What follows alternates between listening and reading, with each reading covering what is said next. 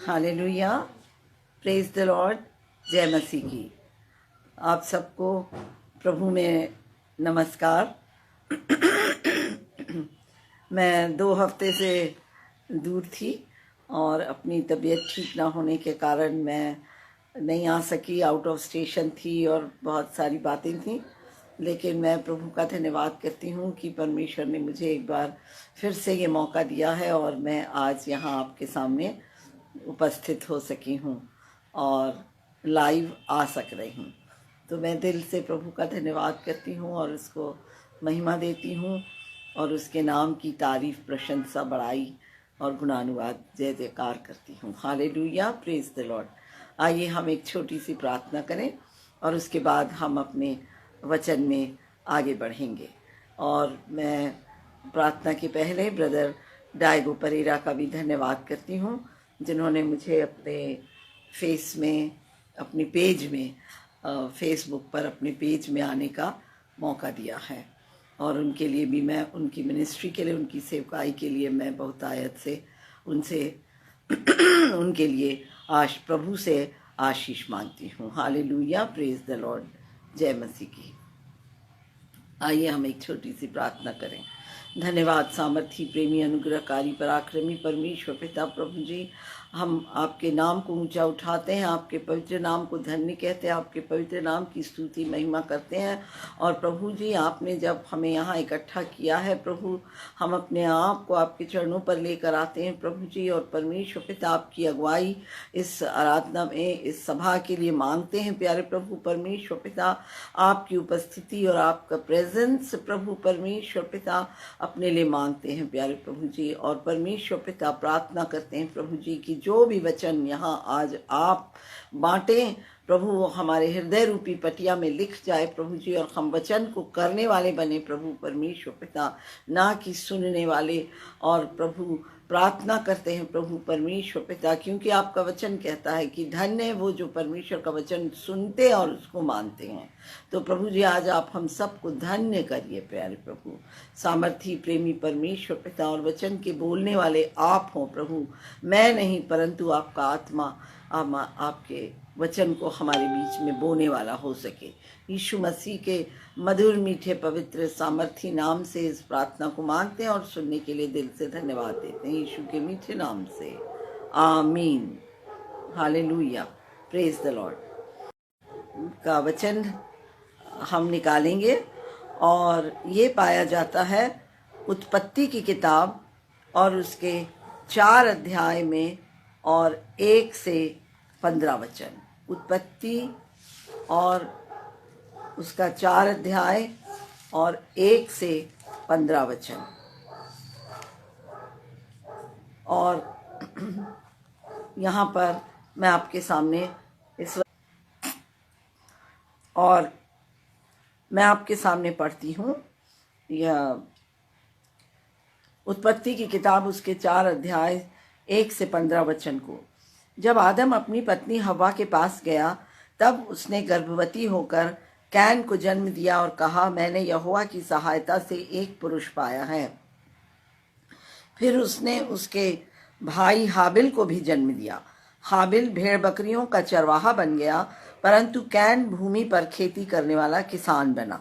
कुछ दिनों के पश्चात कैन यहोवा के पास भूमि की उपज में से कुछ भेंट ले आया, और हाबिल भी अपनी भेड़ बकरियों में से कई एक पहलौठे बच्चे भेंट चढ़ाने ले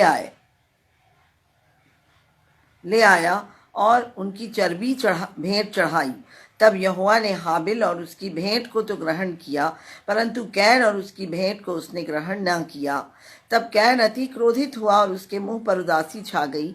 तब यहोवा ने कैन से कहा, तू क्यों क्रोधित हुआ और तेरे मुंह पर उदासी क्यों छा गई है? यदि तू भला करे तो क्या तेरी भेंट ग्रहण न की जाएगी? और यदि तू भला न करे तो पाप द्वार पर छिपा रहता है और उसकी लालसा तेरी ओर होगी और तुझे उस पर प्रभुता करनी है। तब कैन ने अपने भाई हाबिल से कुछ कहा, और जब वे मैदान में थे तब कैन ने अपने भाई हाबिल पर चढ़कर उसे घात किया। तब यहोवा ने कैन से पूछा, तेरा भाई हाबिल कहाँ है? उसने कहा, मालूम नहीं क्या मैं अपने भाई का रखवाला हूँ? उसने कहा, तूने क्या किया है? तेरे भाई का लहू भूमि से मेरी ओर चिल्लाकर मेरी दुहाई दे रहा है। इसलिए अब भूमि जिसने तेरे भाई का लहू तेरे हाथ से पीने के लिए अपना मुंह खोला है, उसकी ओर से तू शापित है। चाहे तू भूमि पर खेती करे तो भी उसकी पूरी उपज फिर तुझे न मिलेगी, और तू पृथ्वी पर भटकने वाला और भगोड़ा होगा। तब कैन ने यहोवा से कहा, मेरा दंड सहने से बाहर है। देख, तूने आज के दिन मुझे भूमि पर से निकाला है, और मैं तेरी दृष्टि की आड़ में रहूँगा और पृथ्वी पर भटकने वाला और भगोड़ा रहूँगा, और जो कोई मुझे पाएगा मुझे घात करेगा। इस कारण यहोवा ने उससे कहा, जो कोई कैन को घात करेगा उससे 7 गुना बदला लिया जाएगा। और यहोवा ने कैन के लिए एक चिन्ह ठहराया, ऐसा ना हो कि कोई उसे पाकर मार डाले। परमेश्वर अपने पढ़े हुए वचन को पर आशीष दे। हालेलुया। और आज का वचन जो हम जा रहे हैं, जिसको लर्न करने, जिसको सीखने, वो उसकी जो हेडिंग है वो है पाप पर प्रभुता, रूल ओवर सिन, पाप पर प्रभुता करना। इसके बारे में ये आज हमारी वचन का जो है वो उसकी हेडिंग यही है। हालेलुया। तो हम यहाँ पर देखते हैं कि जब कैन पहला बेटा था आदम हवा का, और कैन जो है वो क्या बन गया? वो एक किसान बन गया। कैन भूमि पर खेती करने वाला किसान बन गया। और हाबिल जो था वो भेड़ बकरियों का चरवाहा बन गया। तो हम देखते हैं दोनों भाई अपने अलग अलग काम को करते हैं, उनका प्रोफेशन जो है वो अलग अलग है। एक किसान है और एक चरवाहा है, भेड़ बकरियों का चराने वाला है।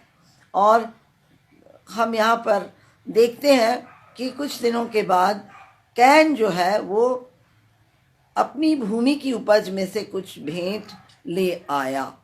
तो हम यहाँ पर क्या देखते हैं कि कैन अपनी भूमि में से कुछ भेंट ले आया, और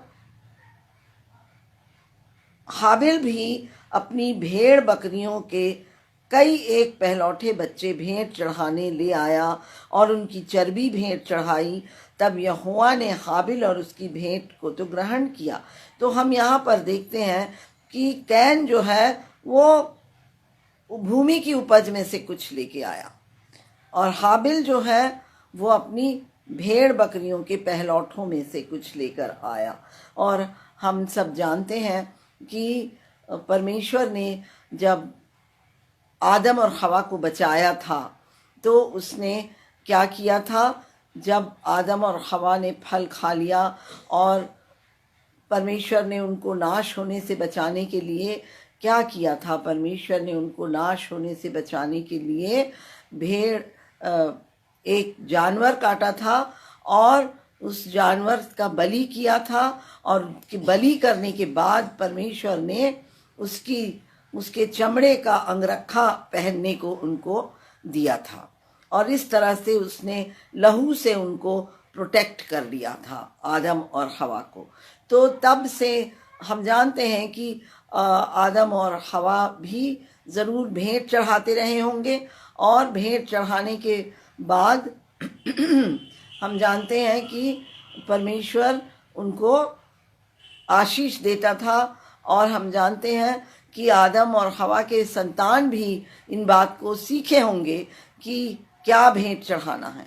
और हम आगे और जब पढ़ते हैं मूसा की किताब में, हम जब आते हैं तब भी हम पाते हैं कि परमेश्वर क्या कहता है, क्या भेंट चढ़ाना है?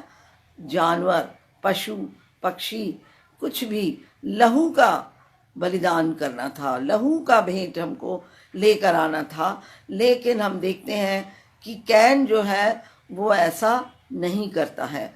वो अपने खेती किसानी के सामान में से कुछ परमेश्वर के लिए लेकर आता है, और जबकि हाबिल जो है वो अपने पहलौठों में से, अपने भेड़ बकरियों के कई एक पहलौठे, कई एक, वहाँ लिखा है कि कुछ लेके आया, लेकिन यहाँ लिखा है कि ये कई एक पहलौठे लेकर आया और उनकी चर्बी भेंट चढ़ाई।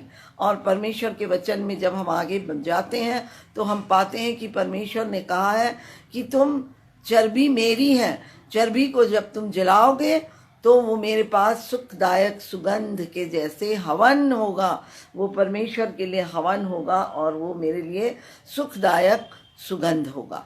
तो हम यहाँ पर देखते हैं कि परमेश्वर ने नियम बनाया था, लेकिन हाबिल जो है वो नियम के अनुसार परमेश्वर के लिए भेंट लेके आता है, लेकिन कैन जो है वो नियम के अनुसार नहीं लाता।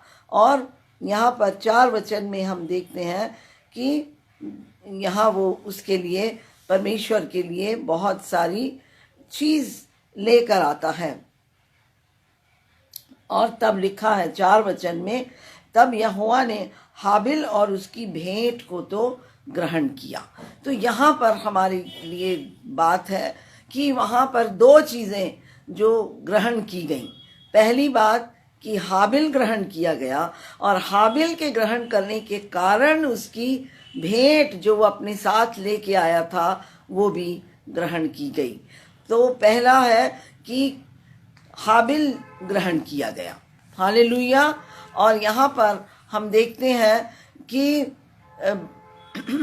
जो परमेश्वर का वचन है वो ये बताता है कि परमेश्वर ने हाबिल को पहले ग्रहण किया। तो क्या कारण था कि परमेश्वर ने हाबिल को ग्रहण किया? सबसे पहली बात, परमेश्वर अपनी आज्ञा के, अपनी बात के माने जाने से प्रसन्न होता है, हालेलुया।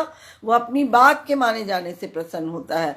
तो वो परमेश्वर के बात को माना और परमेश्वर उस बात के माने जाने से प्रसन्न हुआ, हालेलुया, और उसकी भेंट को ग्रहण किया। और दूसरी बात कि उस परमेश्वर ने उसके दिल को देखा, जो उसका तरीका था, उसका एटीट्यूड था, जो उसका भाव था परमेश्वर के प्रति, भेंट लाने के प्रति जो उसका भाव था, जो उसकी भावना थी, जो उसकी इच्छा थी, वो कई चीज़ों को लेकर आया, हालेलुया। वो इन सब चीज़ों को लेकर वो आता है और परमेश्वर को भेंट चढ़ाता है। उसका दिल कि मुझे परमेश्वर को देना है, परमेश्वर कितना बड़ा है, परमेश्वर कितना महान है, मैं परमेश्वर को क्या दे सकता हूँ, मैं परमेश्वर को कुछ भी नहीं दे सकता, जो कुछ मेरा है वो तो मेरे प्रभु का है, वो तो परमेश्वर का ही है, तो मैं परमेश्वर को क्या दे सकता हूँ, वो सोचा होगा।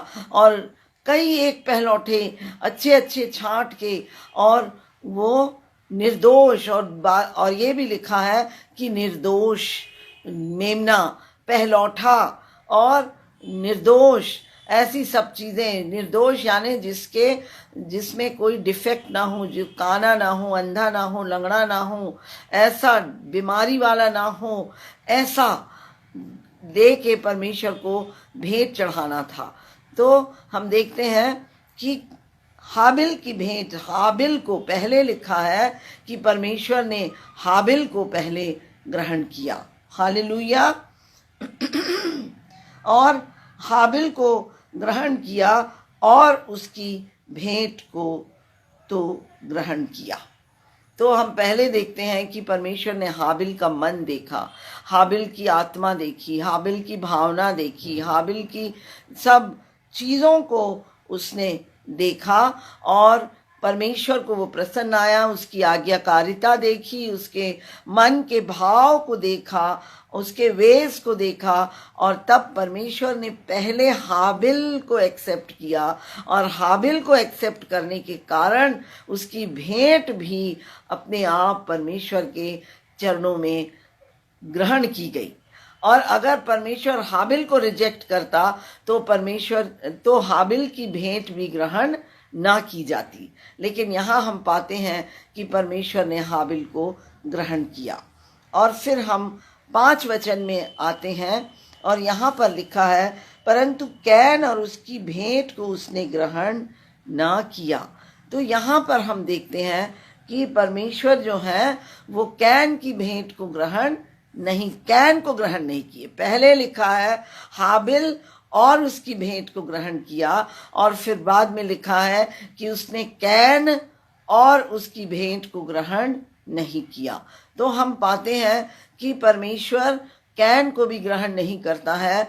तो जब कैन ग्रहण नहीं किया गया तो कैन के साथ उसकी भेंट भी ग्रहण नहीं की गई। Hallelujah, praise the Lord.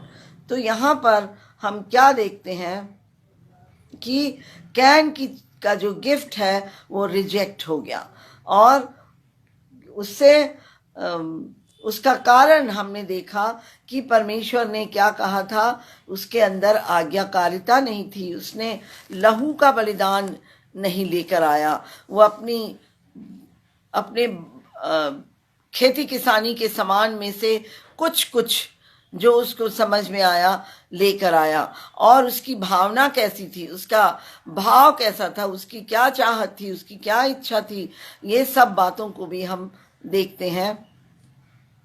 और हम पाते हैं कि परमेश्वर ने कैन के एटीट्यूड को पसंद नहीं किया।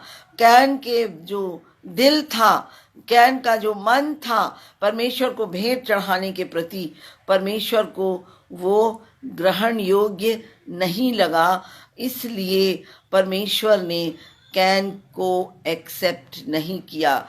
कैन को एक्सेप्ट नहीं किया तो कैन की भेंट भी एक्सेप्ट नहीं हुई। उसके अंदर वो भाव नहीं था कि मुझे परमेश्वर के लिए, परमेश्वर इतना बड़ा है, मैं उसको क्या दूं, ऐसा नहीं था। वो कुछ भी भेंट चढ़ाना था, इसलिए उसको चलो भेंट चढ़ाना है, परमेश्वर को कुछ देना है, ऐसे दे देते हैं। तो ऐसा एटीट्यूड परमेश्वर हमारे जीवन से पसंद नहीं करता। और हम जानते हैं कि प्रेरितों के काम और उसके 10 अध्याय और उसके 34 और 35 में लिखा है कि परमेश्वर किसी के साथ, किसी मनुष्य के साथ क्या नहीं करता, पक्षपात नहीं करता। तो ये नहीं था कि परमेश्वर को हाबिल पसंद था और परमेश्वर हाबिल को पसंद करता था इसलिए परमेश्वर ने हाबिल की भेंट ग्रहण करी, ऐसा नहीं। परंतु परमेश्वर किसी का पक्षपात नहीं करता। परमेश्वर के लिए हर एक व्यक्ति बराबर है, चाहे वो कैसा भी क्यों ना हो। तो परमेश्वर के लिए हर एक व्यक्ति बराबर है, लेकिन वो हमारे दिल को, हमारा एटीट्यूड को, हमारे मैनर को और हमारी भावनाओं को देखता है और उसके अनुसार कार्य करता है। और यहाँ पर हम देखते हैं कि परमेश्वर कभी गलत नहीं हो सकता। अगर परमेश्वर का वचन कहता है कि परमेश्वर पक्षपात नहीं करता तो वो कभी पक्षपात नहीं करेगा। इसका मतलब ये है कि गलती किसमें थी, कैन में गलती थी। परमेश्वर में कभी गलती नहीं हो सकती। और परमेश्वर, हम देखते हैं कि कैन में गलती थी और कैन जो है वो अपनी गलती को समझ भी नहीं सका और वो अपनी गलती को जान नहीं सका, समझ नहीं सका। परंतु वो अपनी गलती को समझने के बदले वो क्रोधित हो गया और उसका चेहरा उदास हो गया, उसके चेहरे पर उदासी छा गई। यहाँ पर हम देखते हैं कि लिखा है कि कैन और उसकी भेंट को परमेश्वर ने ग्रहण न किया, तब कैन अति क्रोधित हो गया। हालेलुया। तो हम क्या देखते हैं कि कैन क्या हो गया, बहुत ज्यादा क्रोधित, अति क्रोधित यहाँ लिखा है। और हम जानते हैं कि क्रोध करना क्या है, क्रोध करना पाप है। और कैन अति क्रोधित हो गया। और हम जानते हैं कि हम एक गलती से दूसरी गलती करते हैं। अगर हम क्रोध करते हैं तो हम पाप करते हैं, और एक पाप करते हैं तो हम दूसरा पाप करते हैं, तीसरा पाप करते हैं, और इस तरह से शैतान हमसे पाप पर पाप करवाता जाता है। तो हमको बहुत संभल कर रहना है अपनी इस जिंदगी में। कैन के समान हमको नहीं बनना है। और यहाँ पर परमेश्वर जो है वो कैन को संभालने की कोशिश करते हैं, कैन को बचाने की कोशिश करते हैं। यहाँ पर परमेश्वर सब बातों को पहले से जानते हैं। परमेश्वर हमारे ज़िंदगी में होने वाली बातों को भी पहले से जानते हैं, हमारे जन्म से पहले से जानते हैं। इसलिए वो हमको संभालने की कोशिश करते हैं, इसलिए वो हमको बचाने की कोशिश करते हैं। और परमेश्वर कैन को भी बचाने की कोशिश करते हैं। परमेश्वर कैन में ऑब्जर्व करते हैं और हम देखते हैं कि वो क्रोधित हो गया और उसके मुंह पर उदासी छा गई। और परमेश्वर हमें ताकते रहते हैं, परमेश्वर हमें निहारते रहते हैं।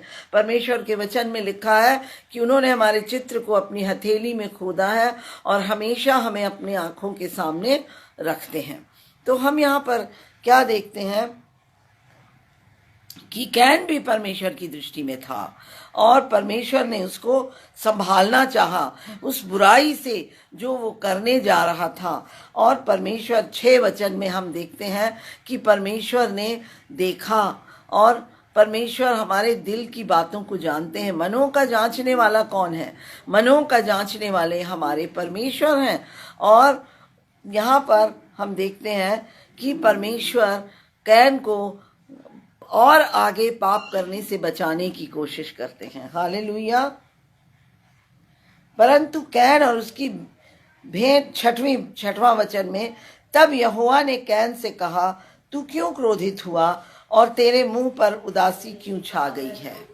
तो हम यहाँ पर देखते हैं कि परमेश्वर का वचन कहता है, परमेश्वर कहता है कैन से कि तू क्यों क्रोधित हुआ है और तेरे मुंह में उदासी क्यों छाई है? क्या कारण है कि तू ऐसा है? तुझे परमेश्वर उसको बचाने की कोशिश करते हैं। और लेकिन हम देखते हैं कि जो क्रोध है वो क्या है? एक पाप है। और पाप जो है और हमारे जीवन की गलत बातें जो हैं वो क्या करती हैं? हमारे आंखों में पट्टी बांध देती हैं। शैतान हमारी आंखों में पट्टी बांध देता है और हमको वो देखने के लिए, समझने के लिए योग्य रहने नहीं देता। तो यहाँ पर हम देखते हैं कि परमेश्वर कहते हैं कि तू क्यों क्रोधित हुआ और तेरे मुंह पर उदासी क्यों छाई है। और आगे भी परमेश्वर 7 वचन में परमेश्वर बहुत क्लियरली उसको इंस्ट्रक्शन देते हैं।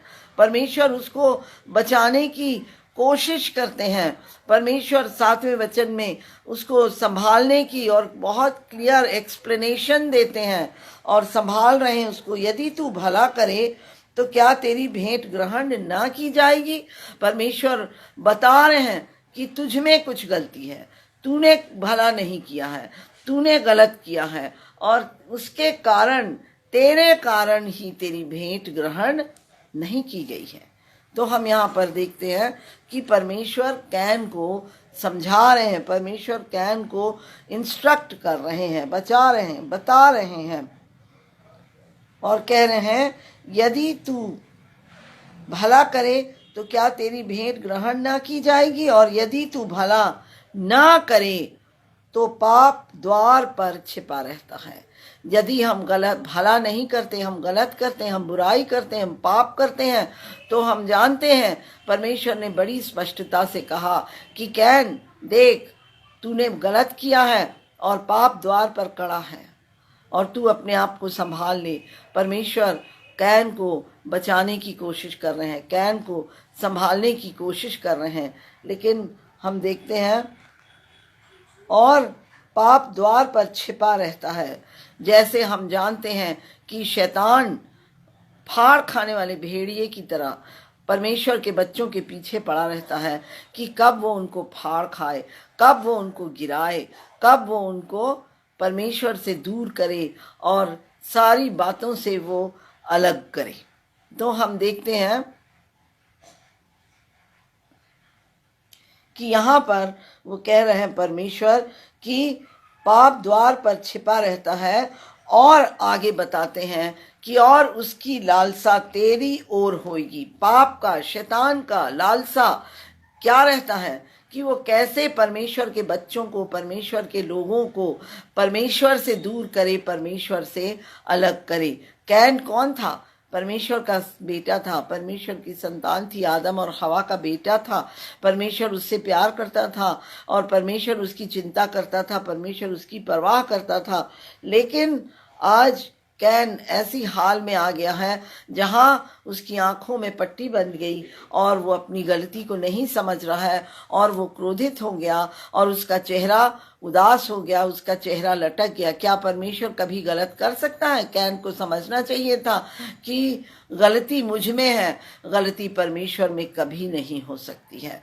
तो वो ना समझा, वो नहीं समझता है और परमेश्वर उससे कहता है कि देख, पाप द्वार पर छिपा है और उसकी लालसा तेरी ओर है कि वो तुझे गिरा दे, तुझे पाप में फंसाए, तुझे मुझसे अलग करे और मुझसे दूर ले जाए और पाप में फंसा दे।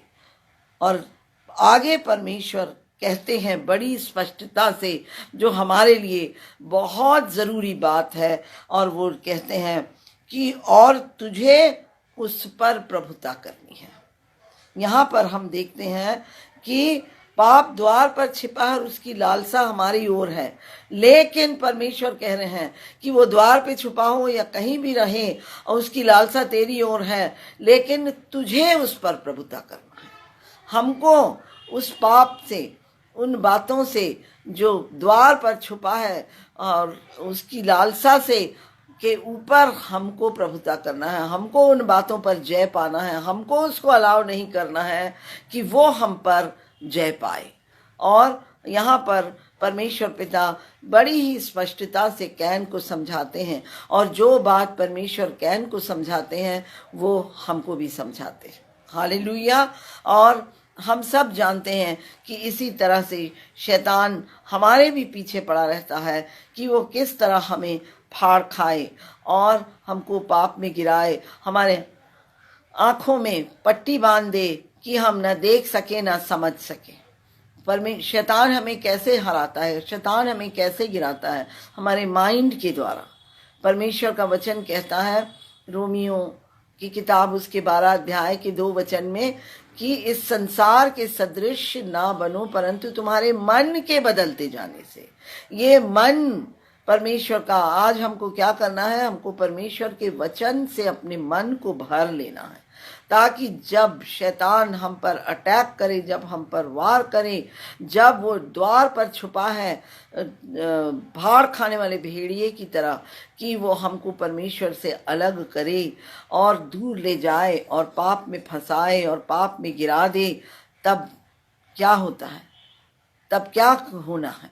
और तभी भी वो जगह है, तभी वो समय है जब हमको संभलना है। हालेलुया। और हमको अपने आप को शैतान के उस फंदे से बचाना है और प्रभुता करना है। हमको अपने मन को नया बनाना है और शैतान की चालों के ऊपर प्रभुता करना है। हमको अपने आप को सरेंडर नहीं करना है, शैतान की चालों के अधीन हमें अपने आप को नहीं करना है, परंतु हमको शैतान की चालों के ऊपर प्रभुता करना है। परमेश्वर पिता ने बड़ी स्पष्टता से यहाँ कहा, और तुझे उस पर प्रभुता करनी है। परमेश्वर ने कैन को समझा दिया कि कैन, द्वार पर पाप छिपा हुआ है, तुझे उस पर प्रभुता करनी है। तू उसको मौका मत दे कि वो तुझे गिराए और तुझे मुझसे अलग करे और मुझसे दूर ले जाए।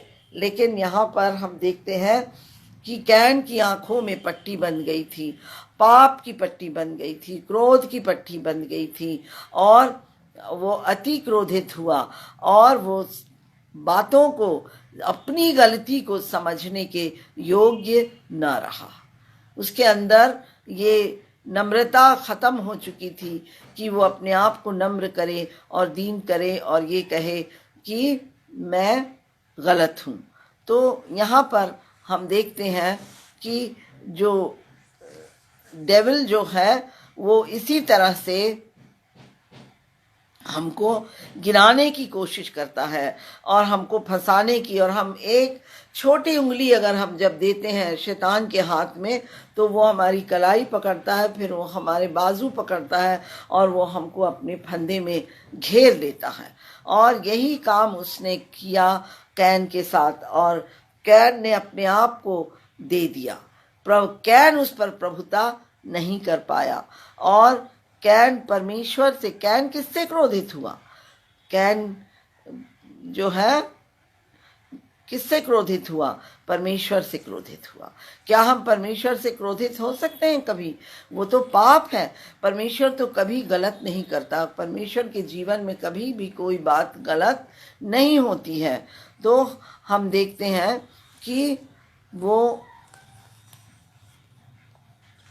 परमेश्वर कभी गलत नहीं होते।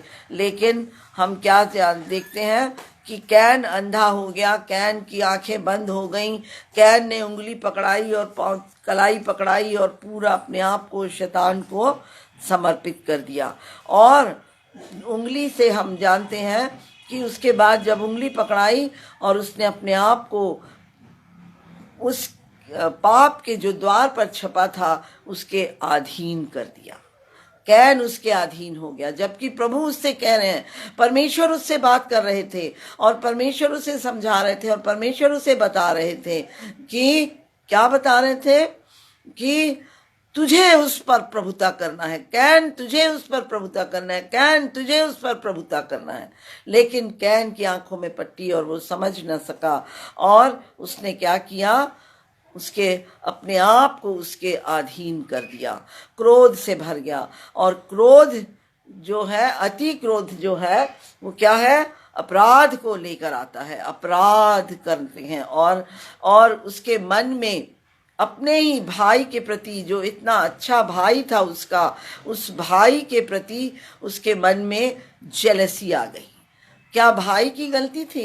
क्या हाबिल की गलती थी? हाबिल की कोई गलती नहीं थी। हाबिल का मन परमेश्वर ने देखा और उसकी आज्ञाकारिता को परमेश्वर ने देखा और जो जैसा परमेश्वर चाहता था वैसा हाबिल ने किया और इसलिए परमेश्वर ने हाबिल को ग्रहण किया और इसके कारण उसकी भेंट भी ग्रहण की गई।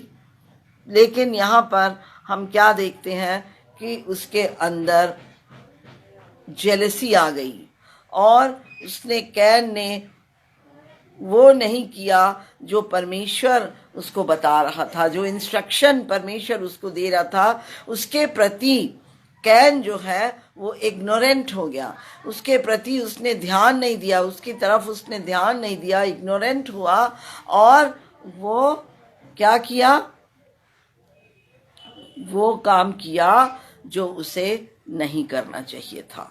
और हम देखते हैं कि जो उसका आउटकम क्या हुआ, जो उसने उस काम को इग्नोर किया उसका आउटकम क्या हुआ। और उसका आउटकम हुआ कि कैन ने अपने आप को उस पाप के में जो द्वार पर छिपा था उसके अधीन कर दिया और उसने अपने इनोसेंट भाई को, जो परमेश्वर के द्वारा ग्रहण किया गया था, बेवजह उसने अपने भाई को मार डाला। कितने दुख की बात है।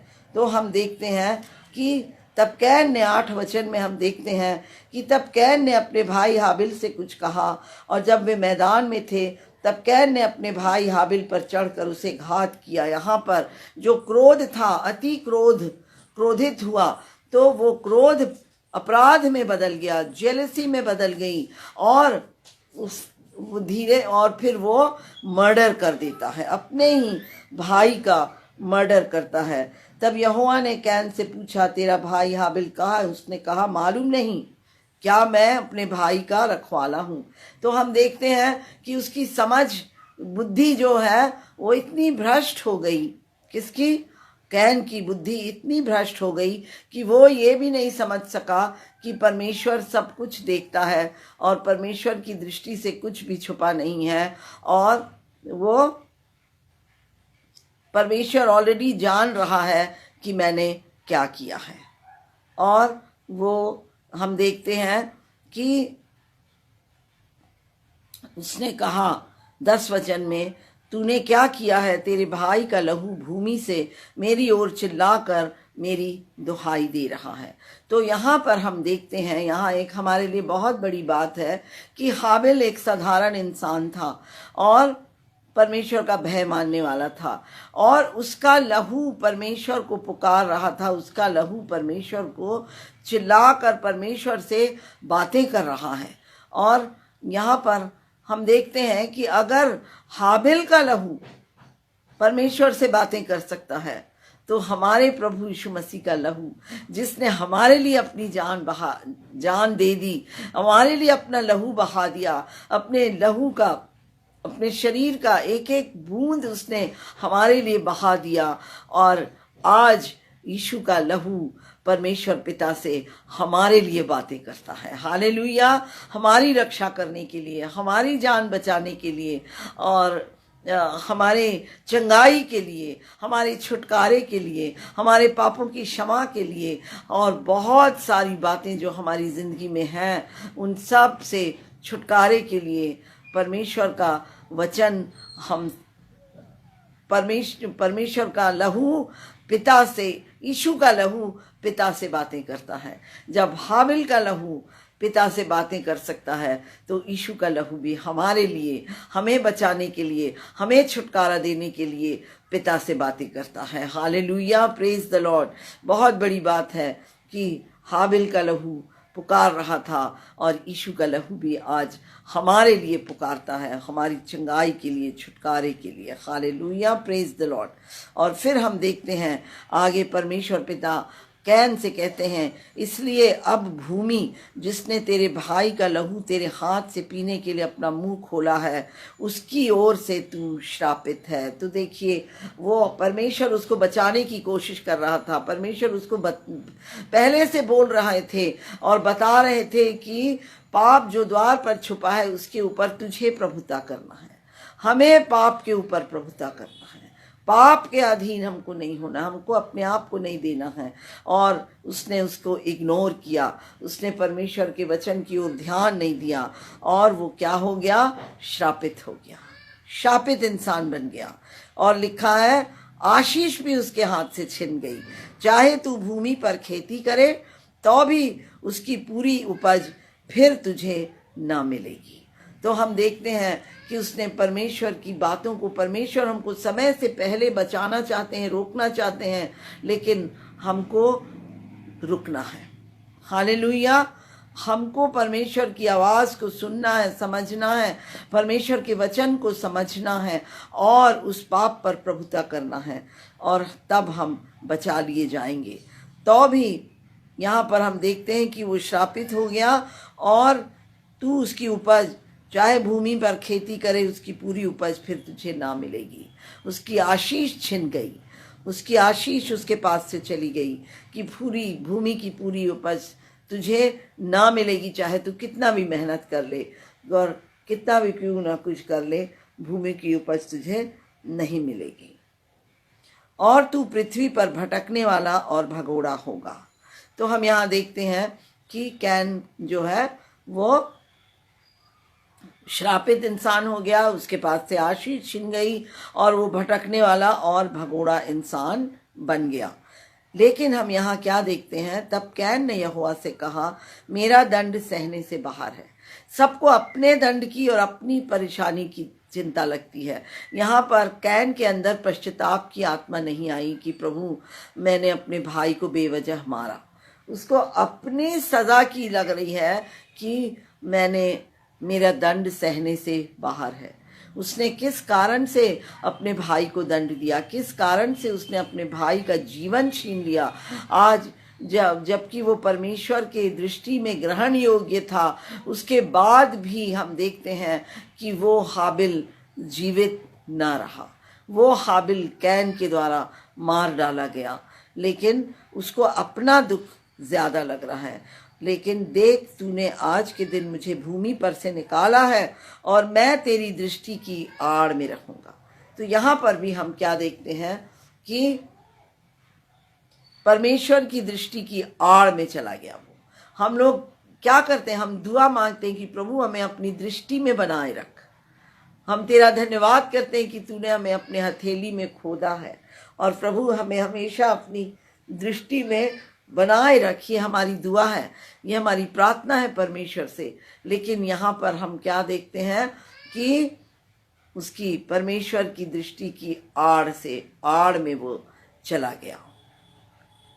और पृथ्वी पर भगोड़ा रहूँगा, भटकने वाला और भगोड़ा रहूँगा, और जो कोई मुझे पाएगा मुझे घात करेगा।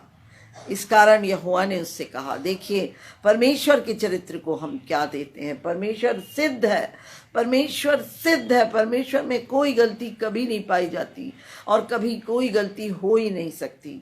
और यहाँ हम देखते हैं कि इस कारण यहोवा ने उससे कहा, जो कोई कैन को घात करेगा उससे 7 गुना बदला लिया जाएगा। परमेश्वर पापियों पर दया करता है, परमेश्वर पापियों को क्षमा करता है, परमेश्वर पापियों को बचाता है। और यहाँ पर हम कैन के लिए भी देखते हैं कि परमेश्वर की दया कैन पर भी हुई। वो पापी जो भगोड़ा, वो पापी जो श्रापित हो गया, जिसने जो हत्यारा बन गया, अपने भाई का हत्यारा बन गया, उस पर भी परमेश्वर। और हम देखते हैं कि जो कोई उसका 7 गुना बदला लिया जाएगा जो कैन पर हमला करेगा। और यहोवा ने कैन के लिए एक चिन्ह ठहराया, ऐसा ना हो कि कोई उसे पाकर मार डाले।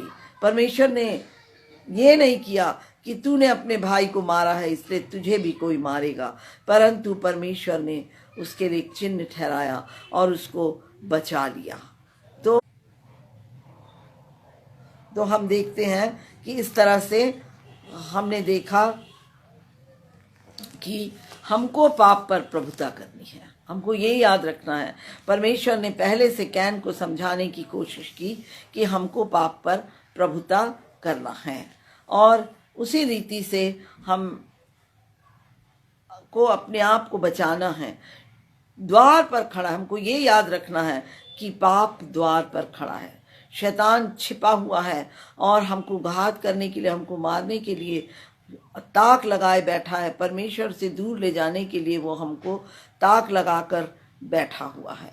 तो हमको ये बात याद रखना है कि हमको अपने आप को बचाना है, हमको अपने आप को संभालना है। और यहाँ पर हम देखते हैं एक और व्यक्ति के जीवन में, शाऊल, जो दाऊद का ससुर था, जो इस्राएल देश का पहला राजा हुआ शाऊल। और जब शमूएल नबी ने दाऊद को चुना परमेश्वर के काम के लिए, और हम देखते हैं तब परमेश्वर, यहाँ पर हम देखते हैं कि जो शमूएल नबी जाकर शाऊल को जब बताते हैं कि तू परमेश्वर के लिए राजा होने के लिए, इस्राएल देश का राजा होने के लिए चुना गया है, तब तक शाऊल जो था वो बहुत नम्र था और वो कहता है कि क्या मैं बेंजामिन गोत्र का नहीं हूँ। बेंजामिन 12 भाइयों में बेंजामिन सबसे छोटा भाई था और बेंजामिन गोत्र में से शाऊल था। और वो कहता है कि मैं कैसे ऐसे चुना जा सकता हूँ, मैं तो सबसे छोटे गोत्र का हूँ, मैं तो सबसे छोटे गोत्र में से आया हूँ, तो मैं कैसे चुना जा सकता हूँ इस्राएल का राजा होने के लिए। और यहाँ पर ये उसकी नम्रता है, ये उसकी दीनता है। और ये हम पढ़ लेंगे, पहला सामुएल उसके 9 अध्याय के 20 और 21 वचन में ये पाया जाता है, आप पढ़ सकते हैं। और पहला सामुएल, और जब उसको राजा बनाने के लिए लेकर आने के लिए जाते हैं तो वो जाके कहीं छुप जाता है और तब परमेश्वर बताता है कि वो वहाँ छुपा हुआ है, तब लोग उसको पकड़कर लेकर आते हैं। लेकिन हम देखते हैं कि धीरे धीरे उसको उसके अंदर उस गद्दी का, उस कुर्सी का, उस सिंहासन का घमंड आने लगता है और उसके अंदर लालच आने लगता है और उस सिंहासन को वो परमेश्वर से ज़्यादा अपने सिंहासन से प्रेम करने लगता है। उसको डर लगता है कि कहीं सिंहासन छिन न जाए और वो गलत काम करना शुरू कर देता है। और तब परमेश्वर ने दाऊद को शाऊल की जगह चुन लिया। परमेश्वर ने दाऊद को चुना और दाऊद शाऊल के पास पहुंचाया गया और शाऊल के अंदर दुष्ट आत्मा आने लगी थी और वो उसके लिए बजाता था, तब उसके अंदर से दुष्ट आत्मा निकलती है। और हम जानते हैं कि दाऊद जो था वो क्या था, दाऊद एक बहुत बड़ा योद्धा था। वो भेड़ बकरियों को वो शेर चीता भालू को मुंह को फाड़ देता था और अपनी भेड़ बकरियों को बचा लेता था। तो हम देखते हैं कि क्या हम पाते हैं कि दाऊद जो है वो शाऊल जो है वो एक बार दाऊद के साथ किसी युद्ध में जाता है और दाऊद बहुत अच्छे से लड़ाई लड़ा और जीता। और जब उन लोग जीत के लौट रहे थे तो वहाँ जो स्त्रियां थीं वो लोग डफली बजा के और सब बाजा बजा के नाचते और गाते हुए ये कह रहे थे कि शाऊल ने तो हजारों को मारा लेकिन दाऊद ने लाखों को मारा। और जब ये बात शाऊल ने सुना तो शाऊल के अंदर घमंड की आत्मा आ गई कि मेरे लिए इतना कम बोल रहे हैं और दाऊद के लिए इतना ज्यादा बोल रहे हैं। इसका मतलब अब दाऊद मेरी गद्दी को छीन सकता है। जो गद्दी परमेश्वर ने उसको दी थी उसको परमेश्वर पर भरोसा रखना चाहिए था, ना कि अब जो सब बातें वो सुन रहा था, ना कि उसको दाऊद की तारीफ से उसको जेलसी हो गई। यहाँ पर भी हम देखते हैं कि उसके अंदर जलन की आत्मा, कि मेरे लिए कम और दाऊद के लिए ज्यादा जलन की आत्मा यहाँ हम देखते हैं कि उसके अंदर आ गई। तो हम पाते हैं कि जलन के कारण वो पतन में चला गया और वो सारी जिंदगी दाऊद को मारने की कोशिश करता रहा। लेकिन हम देखते हैं कि अंत हो गया उसका, लेकिन वो दाऊद को कभी मार नहीं सका। हमको मालूम है कि पाप द्वार पर खड़ा रहता है। शाऊल के जीवन में भी पाप द्वार पर खड़ा था। उसको जलन आ गया कि दाऊद मेरी गद्दी छीन लेगा, दाऊद की तारीफ मुझसे ज्यादा हो गई और इस तरह से उसके अंदर पाप आ गया, उसको क्रोध आ गया और वो दाऊद को मारने की कोशिश करता था। वो भी एक तरह से दाऊद को मारकर हत्यारा बनना चाहता था, लेकिन परमेश्वर ने दाऊद को चुना था। परमेश्वर की सुरक्षा दाऊद के साथ थी और वो दाऊद को कभी मार नहीं सका। तो हम देखते हैं कि यहाँ पर भी उसके जीवन में, शाऊल के जीवन में भी हम देखते हैं कि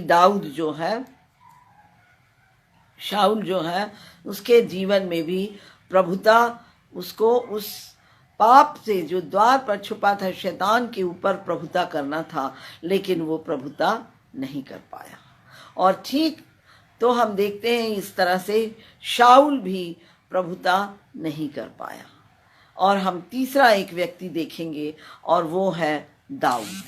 और हम सब जानते हैं कि दाऊद के जीवन में भी पाप आया, व्यभिचार का पाप। और हम जानते हैं कि दाऊद जो था वो हित्ती उरिया की पत्नी बतशेबा को देखकर उस पर मोहित हो गया। और जब उसको पता चल गया कि ये हित्ती उरिया की पत्नी है, उसके बाद भी उसको उससे अलग हो जाना था कि ये शादीशुदा स्त्री है, लेकिन उसने ऐसा नहीं किया। उसने उसको अपने पास बुलाया और उसके साथ गलत संबंध रखा, सोया उसके साथ। और जब वो प्रेग्नेंट हो गई, उस समय उसका पति लड़ाई में, युद्ध में गया था। सब राजा युद्ध में जाया करते थे, सेना युद्ध में जाती थी, लेकिन दाऊद युद्ध में नहीं गया। और छत में टहलते हुए उसने बतशेबा को देखा और उसके साथ व्यभिचार किया।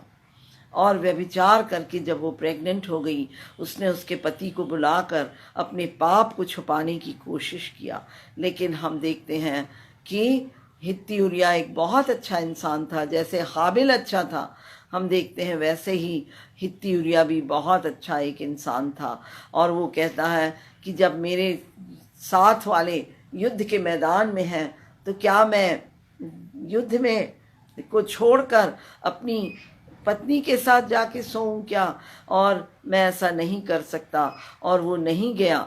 दाऊद अपना पाप छुपाना चाहता था, ये सोच के कि वो सोचेगा कि उसकी पत्नी के साथ उसका संबंध हुआ, इसलिए वो अपनी उस पति से प्रेग्नेंट है। लेकिन ऐसा नहीं हुआ। हित्ती उरिया गया नहीं। तो दाऊद ने जब देखा, उसको शराब पिला के उसके पास भेजना चाहा, तो भी हित्ती यूरिया नहीं गया। तो परमेश्वर सब बातों को देखते हैं और परमेश्वर कहते हैं हमको कि पाप पर हमको प्रभुता करना है। और दाऊद अपने पाप पर, अपने व्यभिचार के पाप पर प्रभुता ना कर पाया, और उसके बाद एक पाप व्यभिचार करने के बाद उसने हित्ती यूरिया को मरवा दिया। तो हम देखते हैं कि यहाँ पर पाप पर दाऊद भी प्रभुता नहीं कर पाया। दाऊद कौन था? परमेश्वर के मन के मुताबिक एक व्यक्ति था, लेकिन उसके बाद भी वो प्रभुता नहीं कर पाया। तो हम देखते हैं कि जो पाते हैं कि हमको हमेशा पाप पर प्रभुता करना जरूरी है। वो द्वार पर छुपा है। शैतान हर समय पूरी कोशिश में लगा रहता है कि वो हमको कब गिराए, कहाँ गिराए, कैसे फाड़ खाए, ये वो अपनी कोशिश में लगा रहता है।